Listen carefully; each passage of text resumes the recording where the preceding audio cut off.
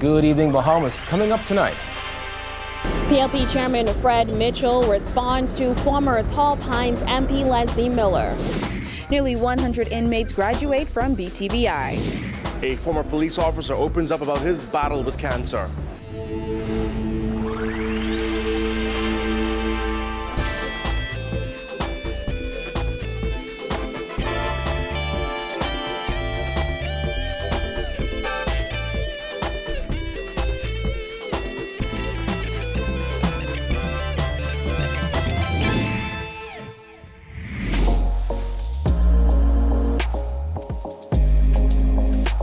Our news is brought to you by Alive.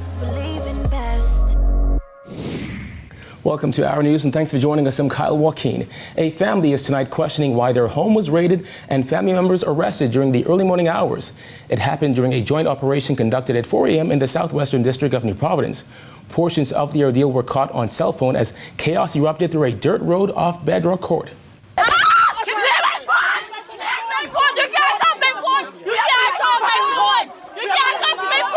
In this cell phone video, a teen girl is heard screaming and telling an immigration officer they can't have her phone as she recorded the incident. 15-year-old Leandra Aganor spoke with Our News about the incident that occurred just after 5 a.m. outside her home. My cousin was standing right by this brown fence. He's on behind, like right outside the gate. I see all of them turn and go on to him, so I ran inside to try to get the key to hurry up, open the gate so I could try to go. But the gate was still locked, so I just started recording. And the woman, she just came at me when I was trying to record them, trying to hit up my cousin. She just came at me and grabbed my phone, so I couldn't even catch him being my cousin. When we spoke with Leandra Wednesday afternoon, her 18-year-old sister, 15-year-old cousin, her aunt, and her mother were all still in police custody, and she didn't know why. So they was going back and forth. So my cousin Donald, he told my mommy to let them in. And then after that, he said these immigration officers jokey. So when he said they jokey, they must see was hurt or catch feelings.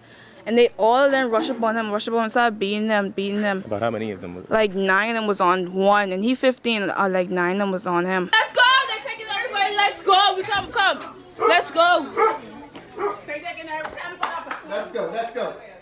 They're taking everybody. Let's go. We walking inside our house. I don't know why they followed us inside our house. They came inside our house too. They were trying to get, and they was like, all of us, they carrying all of us to the station. So, my mommy was trying to get a key. They want my mommy to go inside her house. I don't know why they didn't want to go and get the key. She was trying to hide just to go and get the key. They was trying to hold her down, pin her down.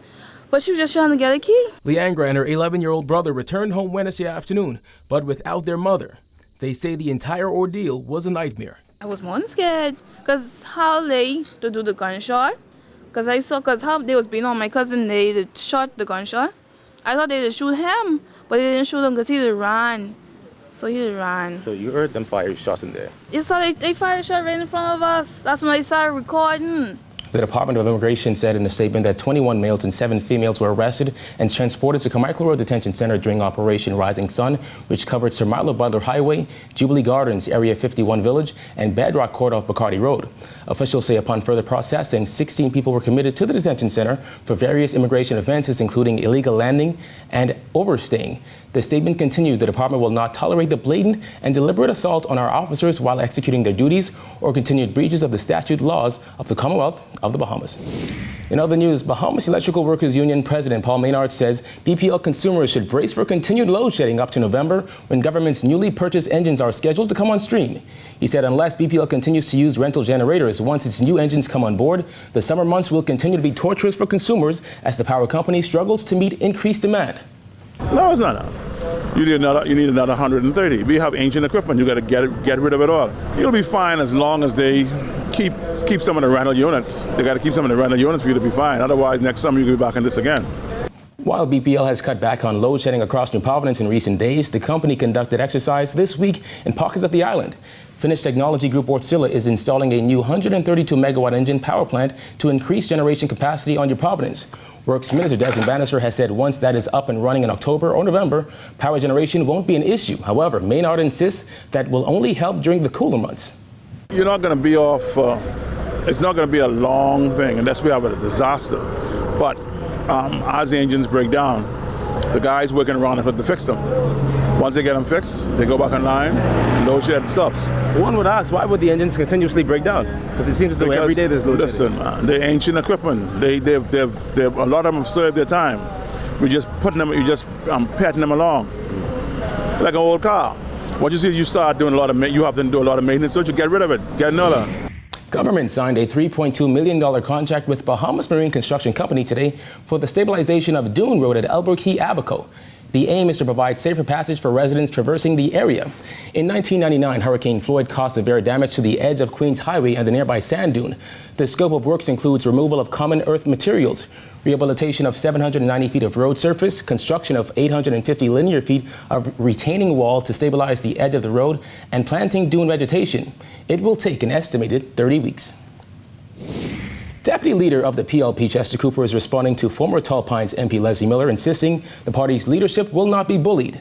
This as PLP Chairman Fred Mitchell shot down Miller's claim that he will not be picked up as a PLP candidate for the next general election. Jasmine Brown has more. Mitchell was adamant in his denial that Miller was told he could not run for a PLP seat. No one has been told that they can't run. That was Mitchell's response to this comment Miller made following the PLP's convention last week. Ain't nobody can run me out of here, and ain't nobody can tell me I can't run. Nobody. So would you run if you're not ratified? I will do what I got to do. We will be on the ticket in Tall Pines. The PLP chairman insisted the party has a new sheriff in town and added Davis and his leadership team are intent on following the rules. Meanwhile, Cooper told our news team in a written statement, "We will not be bullied. There is a process for candidate selection and vetting. Anyone interested in a PLP candidacy should acquaint themselves with it." He added, "Our party is fresh off a successful convention and is in a period of renewal. We will do what we must to regain the trust, confidence, and vote of the Bahamian people, and we will not be distracted." Mitchell added that there will be no exceptions for anyone. There's a process, and everyone who follows those rules will get a fair hearing. But no one from the start has been told no, and no one from the start will be given a bye. Everybody's got to follow the rules, and that applies to everyone. I think the only exceptions to the process of going through, for example, the candidates module, is that of the 4 incumbents. But Miller told the media that his concerns are also shared by other veteran members of the party who are worried by past comments made by party leaders. We plan to end up with a good team and people who are interested in public policy and who are to be good public figures representing the Progressive Liberal Party. Reporting for our News, I'm Jasmine Brown. Thanks, Jasmine. An inmate who has been incarcerated since 1994 says he plans to leave prison a changed man. The 43-year-old who recently graduated from a BTVI program said upon his release, he plans to start his own business. 92 inmates graduated from BTVI today, and for one of them, the program has been an answered prayer. It was very hard, but the new system in place of correction, the prison came a long way from where it was when I entered to where it is now. Circumstances is changing, the mindset is changing, and basically the inmates have hope.